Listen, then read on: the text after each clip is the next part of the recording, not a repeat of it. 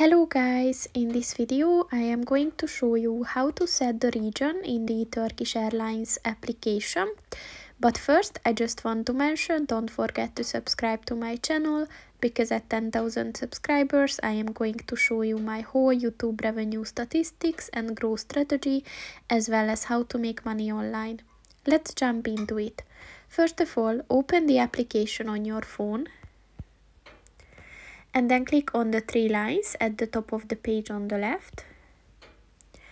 And then if you scroll down at the other section, click on the settings button. And then click on the language button. And at the country per region section, click on the button next to it. And then just scroll down to set your region.